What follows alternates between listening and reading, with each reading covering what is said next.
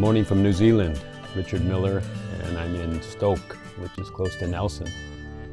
And I've just been here less than a week, and so many things are happening, and a lot of meetings, a lot of openings.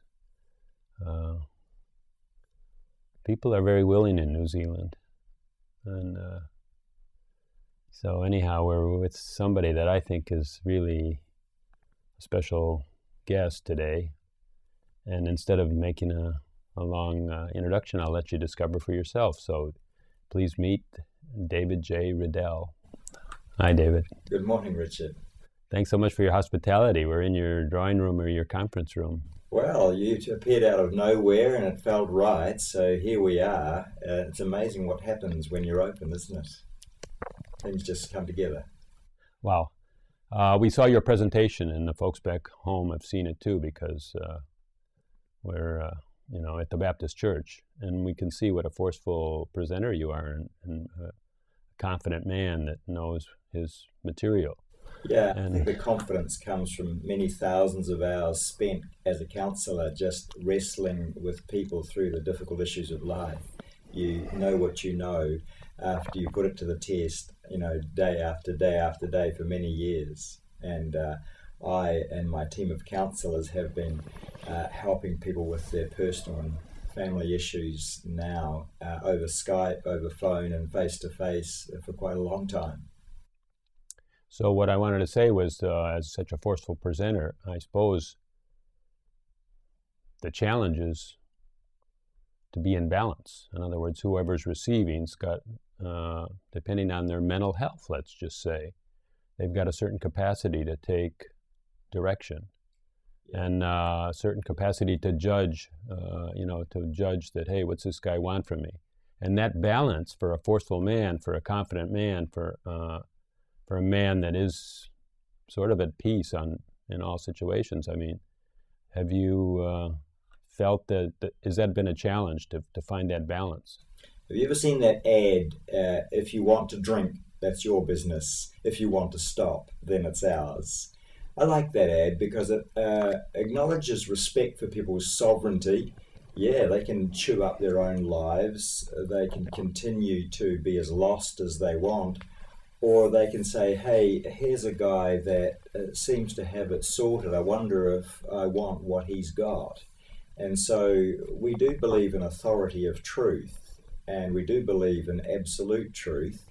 And so we say to people, well, in some areas of life, you've either got to discover the truth and submit to it, or keep making up your own reality as you go along.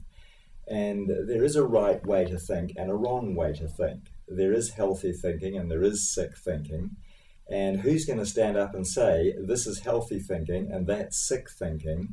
And if you want peace and success and joy in your life, you're going to have to conform your mind to reality rather than try and bend reality to suit yourself. And I'm a guy who's saying, hey, I tried making up my own reality and it blew up in my face. So now I want to discover what reality looks like and actually submit to it. Yeah, there's authority there. And there is a way that we need to conform our minds to get the most from life. It's an unpopular way in this day and age and in this culture. And it's not always well received, but it works. What do you mean when you say conform our minds? Conform sounds like to an ideal, but you're saying the absolute truth. Well, it's humility. It's humility to say, I didn't invent the universe. I didn't create myself. I need to find out how things operate and submit to that rather than try and keep changing that to suit myself. Children try to do that, and parents are there to guide them and to show them the better way. But if parents just turn over authority to the children and let the children make it all up as they go along, invariably those children get in big trouble. I guess that's just a theory that you learned by your mistakes, but you can make some big ones, I guess. You can make some whoppers. And the fact that you can make mistakes reveals that actually reality was there before you were. And so you have to conform to reality and learn not to make those mistakes. If we could make up reality as we went along, there'd be no such thing as a mistake. There would only be your personal successes. But we know that we can crash and burn in our lives. So that would indicate that there is a reality we have to humble ourselves and conform to. Right, there's some benchmark out there. And you're calling it absolute truth. Whether we can ever know as a limited human being, well, I say limited, but I don't even have to say that word, but just a human being is not the universe. A human being is a small part of the universe. Whether we can know an absolute truth. But something you said in the church was so fabulous, I thought, that the willingness to be still and to wait and invite the Spirit, in other words, to invite that truth to come into your life. And sometimes it does take stillness, I think, and not authority, and not necessarily any kind of like willpower. Well, I live in a culture that thinks that busyness is success, and my warning is beware the barrenness of a far too busy life. My warning is that you've got to be still and think about it. You've got to think it through, that the Spirit comes to those who wait and those who humble themselves, not to those that are so full of themselves they haven't got room for anything else. They're not even full of themselves, really. They're full of collective consciousness. They're full of a lot of programming. They're full of a lot of goals that they think they want because their neighbor has it. I don't think they're full of themselves at all. They don't know themselves one whit. Yeah, that's a fair comment. One could argue that narcissism, or total supreme self-involvement, is actually an expression of a complete lack of self-awareness. It's interesting that if you don't step back from yourself and take a look at yourself, then the river of the mind will just carry you wherever it will. It's not till you practice awareness that you step back and begin to examine what you're telling yourself, what you're thinking. Only then do you start that journey into mental health and into spiritual wholeness. Until then, you're just being carried by the flood of your own mind wheresoever it'll go. And that really results in mental illness. The bipolar lacks self-awareness at the time when they're ill. The depressive lacks self-awareness at the time when they're ill. The schizophrenic lacks self-awareness at the time that they're ill. They don't have that ability to step back from their mind and say, well, what the heck's actually going on back there? Well, in a way, none of us do, because you need some other kind of a benchmark in order to see something outside of what you've always seen. So then those people, maybe let's say spiritual seekers, but certain people have found a place to step back, maybe through meditation, maybe through some kind of interaction with a spiritual figure, maybe through prayer to Jesus. Some people have stepped back, but still they don't really relate spirituality and mental health. They say, oh, that's just mental health. And somehow, when we're talking about the mind taking over, we're also talking about the emotions taking over, the moods taking over, because that's all comes from a story we're telling ourselves. The way I interpret my life, I would say that a story has so many emotions, so many moods, so many energy levels. You like the depression is a story that there's no light at the end of the tunnel, right? And there's nothing for me to do. And so then energy shuts down, right? I don't know. I mean, you're an expert on it, so then you know how you can talk people out of it, so that you know the basis of the things you have to build a new foundation for those people, right? Yeah. Well, Descartes said, I think, therefore I am. And by that very statement, he was distinguishing between my mind, which thinks, and my spirit, which exists. And when Moses met with God and said, who are you, God, or what are you? God's reply was profound. God replied, I am who I am, and I will be who I will be. And to me, that's that distinguishing line between spirit and soul, or spirit and mind. The body says, I will do. The mind says, I will be, but the spirit just says, I am. And sometimes the I am has to step away from the I will be and the I will do. And this is what lacks in our culture today. There's no I am. There's plenty of I will be, and there's plenty of I will do, but what do you want to become? Do you want to be a human being, or do you want to be a human doing? Yeah. And we're surrounded today in a culture of human doings. We need a few more human beings to rise up and say, hang on a minute, you're not defined by what you do. But what you do describes you, but it doesn't prescribe you. Who I will be is what prescribes me. And I think that to get back the reins of your own life, You've sometimes got to drop the reins, sit back, and just observe. Maybe I never got that exactly when you said Descartes said, I think, therefore I am. But I mean, is he missing it? In other words, he's just living in the mind, right? He hasn't really touched I am. I think that's right. I think that he didn't go quite far enough. Right. I think that just saying I think, therefore I am, he could have just said I am. And I guess that's where I am, therefore I think, right? Yeah. So people define themselves by what they do, but the problem with that is that the doing takes over and they become a human doing with being parked to one side. And I think it's got to be reversed. Right. Now, I take mental health very, very seriously. I spend my days pulling people out of pits of psychosis and depression, anger or rage. I pull them out of fantasy and delusion on a daily basis. But before I can do that, I have to help them say, actually, that's not who I want to be. I'm going in the wrong direction. That doesn't suit me. That doesn't fit me. I don't want that to describe me. I need to back up and take another look. Isn't human doing and human being different, separate contexts? In other words, one of them is a mental activity, and also all these mental healths that you're working on are a human doing, and you're undoing the doing, perhaps. This is my view of it, and you can correct me if I'm wrong.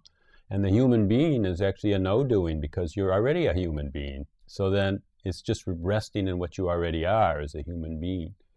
I think that's profound, and I think that's what Christians like to call grace. When they speak about being in a state of grace or amazing grace or coming to the grace of God, what they're actually discovering can be described by the analogy of, I think it was Hans Christian Andersen and the ugly duckling.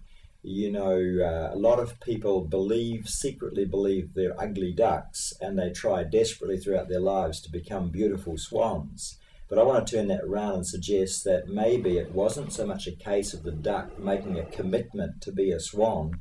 It was the duck taking time out to gaze into the water and see that the reflection in the water did not match its concept of itself. What it saw in the water was a fabulous swan. The crisis point is believing the image in the water above its concept of itself. And when it did that, it discovered grace. It discovered it didn't have to do anything. It was, by virtue of nature, a swan that had been trying really hard to be a really good duck and failing terribly because it wasn't a duck. And I believe that's the ontological, now there's a big word, I believe that's the ontological crisis that faces every person. To dare to believe that the concept of themselves that they have cobbled together in the image of their father or the image of their abuser or in the image of their mother or in the image of their first boyfriend or whoever gave them cracked reflections of themselves has to be laid aside. And they have to come back to the beginning and say, well, if I'm not a duck and I'm not an ugly duck, who am I? And they get that by maybe just stepping back and gazing into the water and daring to see a reflection that nobody else has seen, the reflection of a beautiful swan. It was a great story, a very profound story, that one. Was it Hans Christian Andersen? I'm not sure. Yeah, I'm not sure either. That was a book I read a while ago. I know stories. exactly what you're talking about. But what strikes me as a mental health counselor, you are that clear pool that is reflecting what people really are, the beingness. And it's similar to maybe what a guru does or a spiritual well, you are a spiritual counselor, so then strikes me you are the reflection that people can look into you and see themselves. Yeah, well, thank you for that, Richard. That's what I'd like to be. I'd like to be a mirror to their worth and value that is not cracked, that doesn't have my own agenda, that seeks only to reveal to them that they have a right to exist and a right to be here, that God doesn't make any junk or anything second class, and that if they would take some time away from the cracked mirrors they've been looking into, they would become free to see themselves as they really are, rather than through all the hostile projections that other people put onto them. So we hear that a lot, where God doesn't make any junk, but there's so many, what do you call them? You know, there's so many sayings that we're used to that really don't cut to the bone at all, you know. It's just one more, in a way, trite way to say it, you know. But I mean, how can you translate that idea that I am of value to a feeling that, hey, wow, oh, I feel myself. This is satisfying. I mean, what's that translation point? Well, I suppose that's where I depart a little from the established Christian norm, and I see a vulnerable God who actually calls us into being because he needs us. He calls us into being because he wants us. This is the vulnerability of God, that the self-contained God people are a little bit hostile to.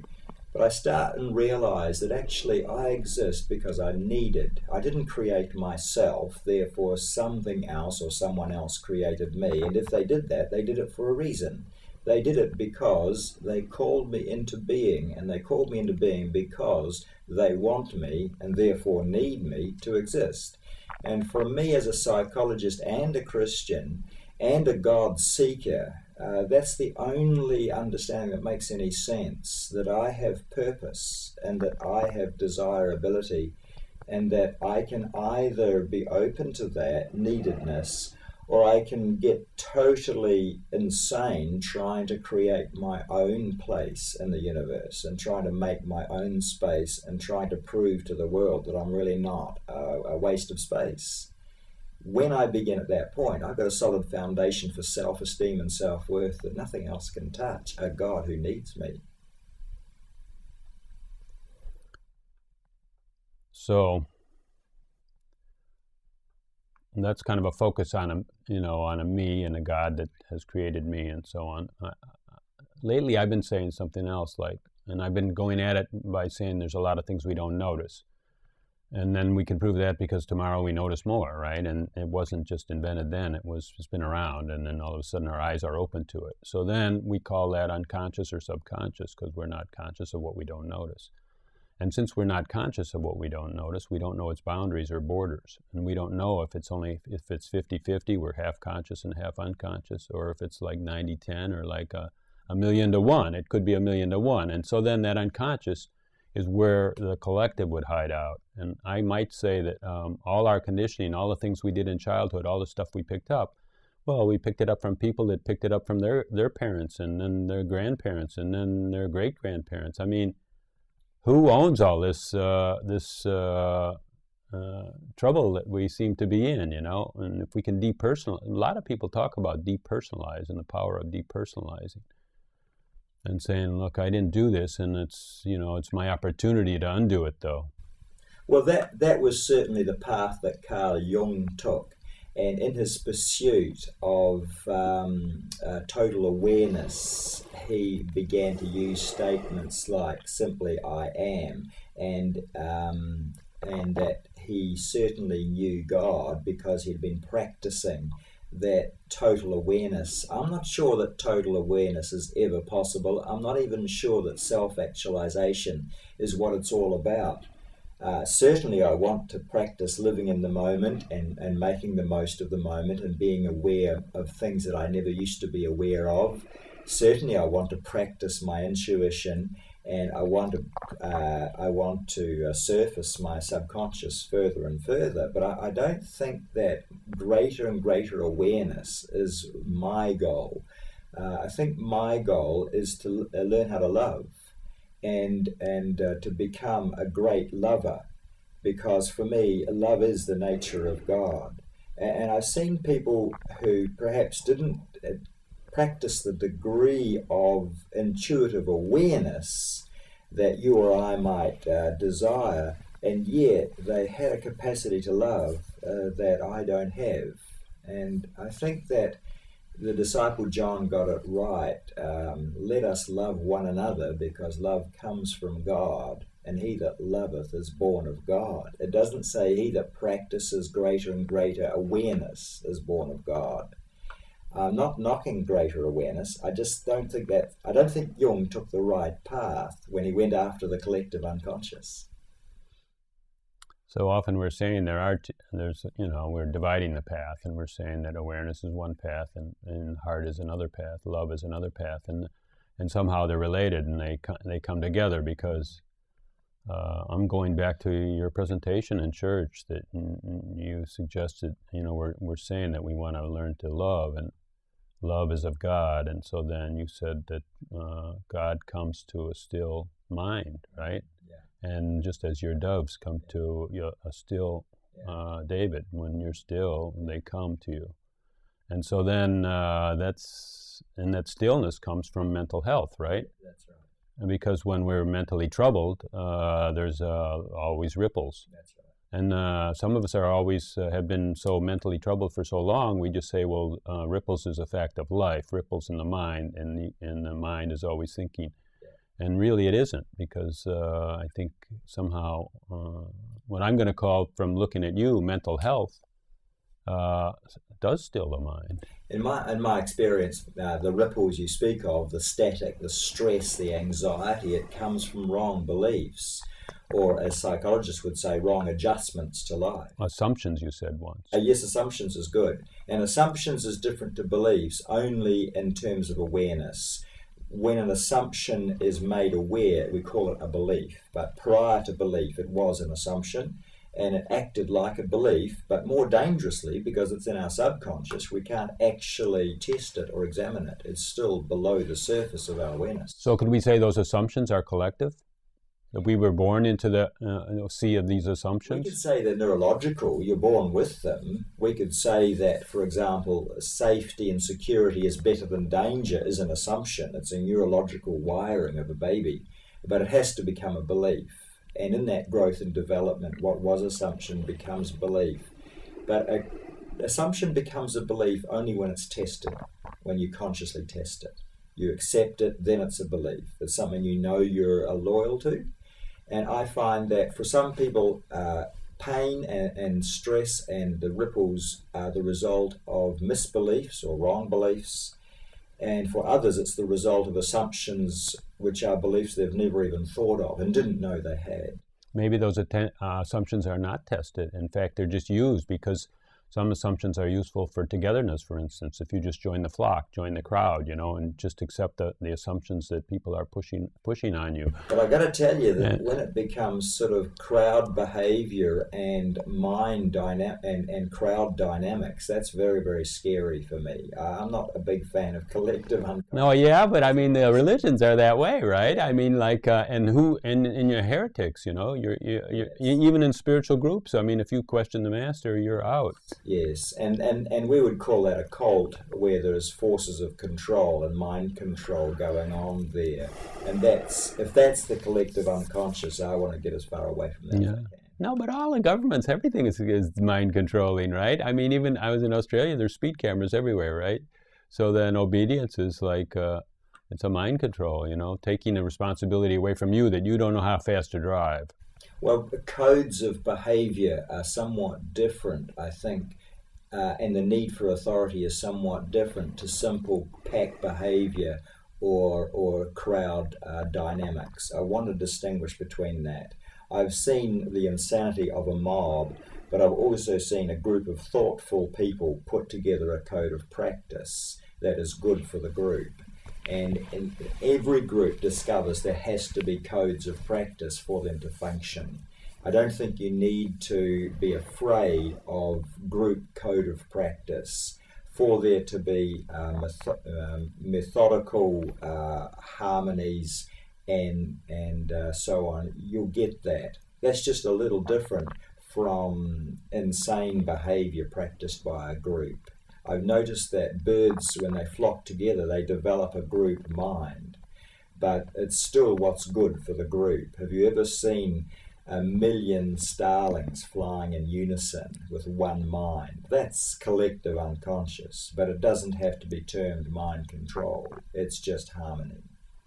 I like what you said. Actually, that's kind of a never not here mission code.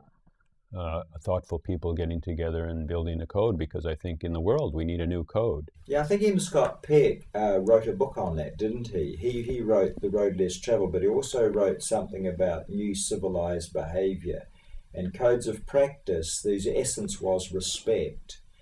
built on respect. And I think I want to distinguish codes of practice built on respect and thoughtful behavior from crowd mania, which I'm very afraid of. You know, sometimes we talk about personalities, strong personalities, and we talk about high energy levels, and we talk about forceful people. And I've just been observing you, right? And I see like you have so many interests. And busy brain. yeah, no, Busy brain. no, but you can handle them, and you have the energy for them and stuff like that. I couldn't do that. I realized I couldn't, like your antique cars, for instance. You have a huge property that you take care of, a beautiful garden. You've got doves and birds that you take care of, and so many things that you're doing. And we could say that you're a forceful person or a blessed person and all these kind of things. But in a way, I'm just seeing that you have mental health, that your mind, I don't know, what's the definition of mental health? A stable mind under all conditions, right? I like that definition. My own definition is when your mind is your friend in every situation. Your mind doesn't trip you up or oppose you or stress you. You know, since I discovered the basics of mental health, I've never been angry. I've never flown into a rage. I've never got depressed or discouraged. I call it the mind of Christ. And since I've taught my mind to be my friend, I just have a wonderful life. And I'd say that's effortless too, right? Yeah, it is, yeah. Totally effortless. Yeah. Right. And it comes from, if you think of beliefs like soldiers in your army, it comes from diligently rooting out the traitors, the ones that wear your uniform, but they're actually working against you. And it takes a humble mind to give up traitors. It takes a humble mind to be aware that there are mistaken beliefs one is loyal to, and one has to be diligent about finding those and getting rid of them. Right. So we say, like, what'll I ever do without this traitor, right? Somehow, why are we dependent on these traitors? Because one time they helped us, or what? That's right. And in fact, those survival kits, for want of a better expression, have become our best friends since they helped us out in childhood. We're no longer aware that actually they're our worst enemy and they're tripping us up, because once they were our friend, once we depended on them in an emergency.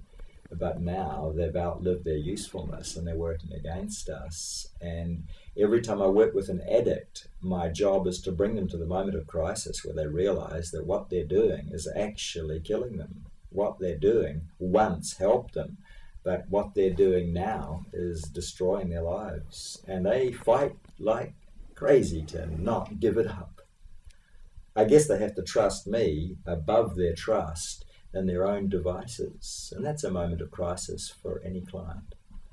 So escape is one of the things that helped us at one time, because maybe we were in a tight spot and we had to escape it, or maybe we got tired of a nasty emotion and we learned to escape it. And so then we're still escaping that one. And like, for instance, I remember just a month or so ago, I was in a community in Australia, and they had so many great ideals, and had built these structures and had run these festivals and things like that. And they also had a kind of a playfulness. Well, I'm talking about the past, from my understanding, where they were indulging in smoking herbs and stuff like that, so that they were really playing and in creating from kind of a new space. But that got to be an escape. And then I could see these people when they were in their 30s, so this was really working in a creative power, but in their 60s, 30 years later, doing the same thing, they were in a stasis, and their energy was totally in a gully. It's sort of like, because they couldn't move from that spot, and they were just stuck there in escape for their whole life. And boy, it was really a depression there, like there was like, nothing gets happen, nothing happens, nothing gets financed, all these great creative ideas, nowhere to put them. Yeah. Well, I will not look to a drug or alcohol or delusional fantasy or escapism to achieve a state of mind. I look only to truth for that peace, for that ecstasy, for that joy, for that satisfaction. I look only to truth. I won't look to coffee. I won't look to shopping. I won't look to buying stuff. For me, it's the truth that sets me free. Everything else when it starts to substitute for truth to bring a desired state of mind or heart, is a problem. It's some kind of escapism, or it's some kind of delusion. I just don't want to go there. I want to take all my reality with me when I go. I don't want to have to leave all my toys behind. Does that make sense? Really? Yeah, I want to take all my sources of satisfaction, love, and joy with me when I go. I don't want to be having to leave the deck behind, and leave the chocolate behind, and leave the drugs and the food behind, as if, hey, man, I'm being ripped away from my sources of comfort. I want to take it all with me. And I do. It's all with me. It's all within me. Again, I'll go a little bit on energy level, and I see your energy level is terrific, you know. And then I think about myself, like I couldn't really spread myself on as many activities and with such intensity as you can. And then that's kind of like my mental decision that, oh, no, that's too many things. And I'm afraid of that, right? I'm afraid of getting too thin or too lost, or, well, you know, I'm afraid that I'm not organized. Or what's a realistic expectation for you is different to me. I think we all develop a capacity. I can handle a big garden because I used to be a landscape gardener. I can handle my cars because I'm a closet mechanic. You know, I've always enjoyed working with animals. So for me, it's all just play. I'm not trying too hard at anything. I'm just celebrating the moment. And, you know, whatsoever your hand find to do, you do it with all your might. And that's just living in the moment. But I don't live by obligation. You know, you saw me yesterday with 2 speaking engagements on my day off, but I just lollop along. I'm just wandering through. Other people around me can get stressed, but for me, I'm just doing my thing. And I don't get stressed or rattled by anything. Yeah, well, that's your mind. That's your friend. Although I don't get too close to the beehive. I'd give the beehive plenty of room because they could stress me, I reckon, if they all went for me at once. I got plenty of respect for bees and the wasps, you know. They could stress me. So you're not working on the honey factory. Well, we got a little hive here, but that's for the raspberries and the fruit trees, and that's just part of the property. So we've talked a lot with spiritual teachers and with people that have found some kind of a peace and found some kind of a vastness, and they call it being, and they talk about doing, and in a way they keep it separate, right? And they say, well, what does doing have to do with being? I mean, it's nested inside of being somehow. You have to be before you could do, but you don't have to really focus on the fact that you are, right? Anyone can do, but can they do from a state of grace? Anyone can be busy, anyone can do, but can they do from a place of total self-acceptance, a place of total rest, a total place of it not being necessary to be busy? St. Augustine was a Catholic saint from a long way back, and he said that the only legitimate motivation for a Christian to do anything was gratitude, that doing was quite unnecessary for his place in the economy of God. And I love that gratitude is your only legitimate motivation to do anything. Gratitude that none of it is essential, none of it is necessary, because God is already complete. So we just get to play in his playground. And so everything that I do has the form of play. No matter how hard I work, it's still play for me. Does that make sense? I can see you're playing, but I can see the people that come to you are not playing. They're dead serious. And when they leave you and they're relieved, I mean, they're dead grateful, you know, they're totally grateful. And so then, in a way, what we play with, other people haven't got to the point of just playing with their own mental health. They're really trying to unravel something. Well, that's what struck me about the Dalai Lama. You know, he's in a place of critical importance to his nation and his people and his followers. But really, the laughter is the thing that I'll remember him for, the playfulness, that no matter how important what he's doing is as a statesman, he still has the playfulness of a child. I love that. And I find myself that no matter how deadly serious the issues are, I may be facing a drug addict or a person in paranoia, But for me, I'm not stressed. Their sovereignty is their sovereignty. It's their life. I come alongside to help for a little bit, but their life isn't my life. And I always keep that distinction clear. Their life is their life. My life is my life. So no matter how much I get alongside someone to help them carry their load, I never forget that it's still their load. It isn't mine. You know, I think we're due for a new definition, or to sharpen the definition of play, because play, in one sense, it means it doesn't matter, and then we're just playing, and then this is, you know, a game that we don't care. And then in another sense, it just might mean that it's not laced with anxiety. That's good. And then the Dalai Lama is a great one, because he's, you know, in a way, he's totally sincere, right? Totally sincere, but yet perhaps he just realizes that without lacing his efforts with anxiety, he's much more effective and much more convincing and much more seductive. Yeah, I don't know. I mean, do you get that? Do you get that sense of laughter or joy in his presentations? Totally. I think that's like one of the main enigmas of watching him, because people think that playfulness is against, you know, maybe not even saying playfulness. Well, let's just say that he's not at all seduced by anxiety. And we have a picture of Christ on our table in the classroom at the clinic. And you know, it shocks people when they see it, because here we've got a laughing Jesus. And when people see Jesus laughing, they do a double take. They've never seen him laughing. They've seen him sad, serious.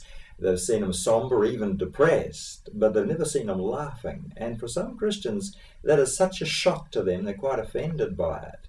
And yet, if he didn't laugh, then he's got a problem.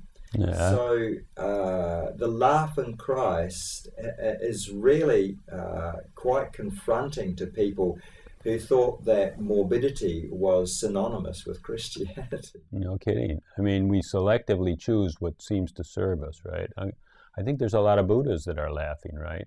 Yeah. And but Christ, we just take him when he's on the cross, or when he's in trial in court, or when he's being flogged or something like that. And then somehow that's so important to us. And how do we know? 33 years of being a child and a man. I mean, he could have been the most fun and playful kid, and we're just taking this few instances that serve us, you know. And it's interesting that one of his own disciples, in recollecting Jesus years later, he said that it was for the joy that was ahead of him that he endured the cross. It was for the promise of the joy that he went through the sufferings. And somebody said, what joy was that? And evidently it's the joy of gathering us all into one great family. It was for that joy that he did what he did. And for the joy of freeing people from their pits, I build ladders. Some people call me a counselor or a psychotherapist, but really I just think of myself as a ladder builder. People come to me and say, hey, I'm in a pit. Can you build me a ladder out? And I say, sure, what's your pit? And that's what I've spent I've spent my lifetime learning how to build these ladders to get people out of these pits. And for me now, it's reasonably easy. Whether or not they want to climb it once I've built it, that's their call. I can build it, but you got to climb it. And I can't do that for you. Yeah, but you got to build a seductive ladder in a way, right? Because, I mean, you can't build one. Rungs nice and close together. Yeah, right. The first rung 40 feet up. Right. You know, the first rung that a Christian gave me a long time ago was a rung that it was impossible for me to reach. And so that rung too far up the ladder just tormented me. It taunted me. It mocked me. And I couldn't do it. So I spent the rest of my life putting ladders together that have the rungs nice and close together. Do you want me to give you some examples of those rungs? Sure, please. Well, for example, who am I? Who do I want to be? What do I want people to say about me after I'm gone? Is what I'm going to do today going to help me reach that concept of who I want to be? What about mental health basics? What about some goal setting? What about some assertiveness skills that allow me to be honest with the people I love? What about some boundary skills?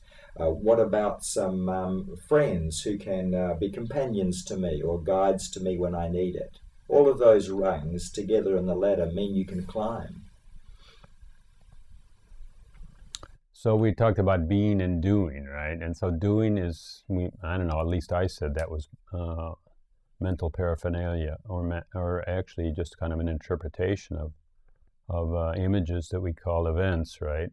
We've christened them to be events, and we've said we did that because before it was like this and now it's like that, so it must have been a doing in between. But it's all really in a mind picture. You never can go visit that doing. I mean, well, at least the two parts of it, the undone and the done. I mean, it's just a kind of a memory, right? And so then also the ladder, I suppose, is a mental picture, right? And it's a mental picture. The pit is also a mental picture. So then it's perfect, right?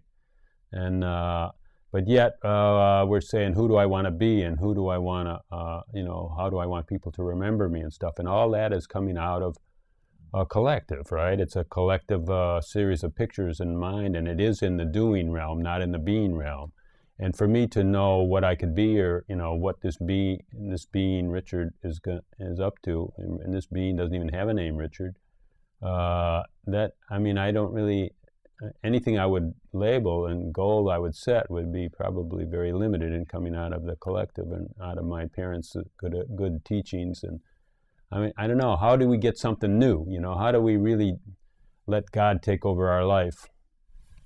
Well, an infinite God wants an infinite variety of spirits to manifest himself through. And ultimately, we are but manifestations of the Spirit of God. But the spring comes out of the earth nowhere. No one quite knows what its source is. They only see its manifestation in the green grass and the water and the river and the vegetation around the spring. So they know the spring by its manifestation, but they don't know its source. And does the river itself know its source? So I don't think that beyond understanding that I emanate from the heart of God, I need to know more source than that. But if I want to know who I am, I can look at my priorities. I can look at how I spend my day, and I can say, does this house represent me? Do these achievements represent me? Am I manifesting myself in a way that I'm content with? Or am I somehow misrepresenting myself? Take a bloke who's addicted to pornography. I have those men in my office every week. I say, did you really want to grow up to be a degenerate, dirty old man? Is that really what you had in mind for yourself? And does that actually represent who you want to be? Now, in every case, they say no. So I say, well, why are you doing it? You're misrepresenting yourself every time you indulge in it. You're like a human being taking a bath in mud. If you don't want to be dirty, don't wallow in the mud. And so what we see is that their discontent and their conscience has given them hell because they're not actually being true to their spirit. They're misrepresenting themselves. Their choices are not actually representing who they want to be. How do they know that they want to be somebody else? I don't know. I just know that's not what they were born for. I would go one step farther and say, and just look at my own life too, and those of people I've seen, that all our sex life is probably pornography, because if we're not waiting in the stillness for the grace of God to show us what woman is, we're going on a picture that we've already had. And, we're going on a picture of what sexuality is, and we're trying to fulfill that image of that picture, and what a strong man is, and what a beautiful woman is. And in a way, yes. Where is that pure sex that God intended? Yeah, well, erotica, when it gets separated from love for the person, certainly becomes pornography. And people, again, have to make that choice. Do they want to separate care and tenderness and love and consideration for pure erotic stimulation, which becomes a disrespect? I've never seen sex destructive in a place of respect. I've only seen it destructive in a place of disrespect and narcissism. But when people realize they're getting it wrong and they realize that sex is now hurting them, they have to back up and say, you know what, I've got sex and love separated, I'm in trouble here, I've made a mistake, I've got to do a U-turn. And again, it comes back to not so much the erotic appetite, but the context of the erotic appetite. It's safe in a context of commitment and love. It's just not safe in a context of careless celebration of the moment. The whole word erotic, I don't know, maybe I should get off this subject, but I got some strong views, you know. I don't know, any kind of sexual enhancement or kinkiness is like pornography in a way. It's just mental sex, and it's not really meeting. You know, how many times do we meet another person, even on the street, meet another man, meet another woman, but how many times do we meet our wife, really meet that glorious being, right? And not just our concept of, oh, she's good in this section and not so good in that section or whatever, you know. I mean, it's the whole division of being and doing, you know. We're doing sex, we're not being with our sexual bodies and our sexual partner. Yeah, that's so true. And of course, sexuality becomes sick when the doing and the being get entirely separated and people become disconnected. And actually, sexuality, instead of being the icing on the cake that welds a couple together in bonding, it can become a wedge that starts driving them apart. And so sex becomes quickly destructive when it gets separated from the being and is merely doing. I want to stay on being and doing a little, and also I want to talk about spiritual seekers, and you know, maybe that they started their seeking also from a poor mental health because they were suffering, and then they were thinking like there's no, you know, from that poor mental health and from all that escapism on emotional issues, right? They learned how to dodge certain things. Yeah. And they've done it so long, right? And then they're always there gnawing at them. So then that really gets, you know, like they're not making any progress. And like progress is one of the things you're saying is evident in mental health. And so then they do search spirituality, and then and there are techniques that kind of well, they hold everything from the thought realm, they hold it away, like meditation, right? Like concentrating on your breathing, or, you know, like saying a mantra, or there's so many, all spiritual techniques, in a way, take our attention away from our thought patterns and put them on just something that's more still, right? And then, so in one way, it's a huge relief. And so then doing and being get separate. And then I'd say a lot of people that watch our show, they've had good experiences with spirituality, and then they'll say, well, mental health, that's only mental health. What does that have to do with this great space that I know I am, you know?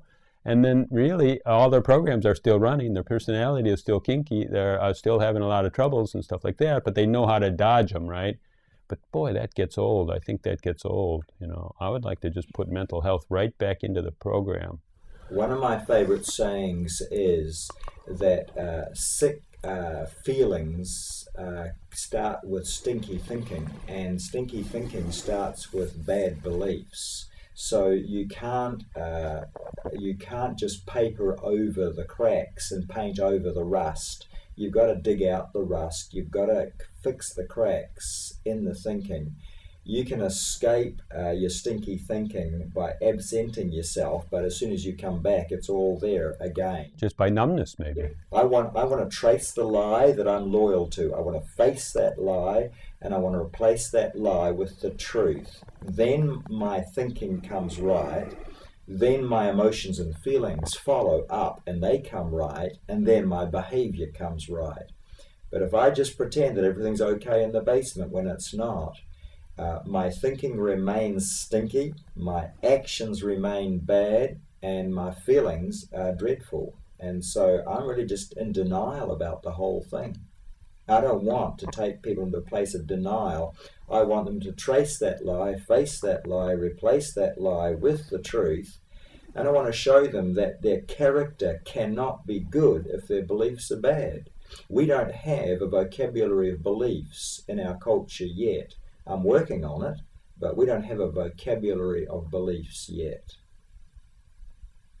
Yeah, I know what I mean by vocabulary beliefs. Well, we're not really discussing these things. You know, they're too hidden, and they're That's true. you know, I mean, I guess it's uh, Transformation comes by renewing the mind, and renewing the mind comes by tracing and facing and replacing the lies. And my job is to be a lie detector. You know, I'm a troubleshooter for lies. I go after those suckers and I root them out with the truth. And people say, well, how do you know that what you believe is the truth? Well, a lifetime of studying epistemology has given me that. And I know there's a right way of thinking and a wrong way of thinking. So I come back to those absolutes. Now, not all beliefs are absolute. Lots of them are relative, and lots of them are cultural, and lots of them are generational. But I know the difference. I can say that's a relative truth. I don't mind what you believe about your fashions or about your way of coping or your way of living. What I want to know is, have you crossed the line in terms of your absolute beliefs? Have you got it wrong? And will that cause some pretty sick thinking and some pretty negative emotions as a result? If so, I can help you with that.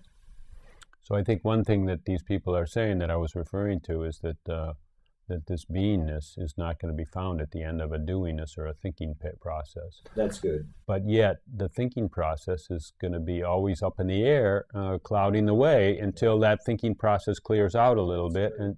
And when it does clear out and get more peaceful with itself, then the being is going to be so self-evident that you'll be in it so easily. I call it making your mind your friend, training your mind to be your friend. You know, when your mind is your friend, the world is a friendly place. Your family's a friendly family. The group's a friendly group. But if your mind is your enemy, then watch out. The whole world's going to be dangerous. So that's when really the love of God comes like the dove to your hand. Exactly. Right. Exactly. David. I guess that's why I love doves. David, I've really loved speaking with you. I really love being in your presence. And I'm really hoping that we can go deeper into mental health and talk to people in a way that they can realize how important it is. Just More for that. www.livingwisdom.co.nz. Right. You can see me there. Living Wisdom. That's it. .co.nz. Wisdom for living. You know, the only other man to write a book on living wisdom was His Holiness, the Dalai Lama. So we've got that in common, the love of wisdom. Thank you, David. Thank you. Thank you, everyone, for watching. And David J. Riddell. So let's see a lot of him. Okay, thank you.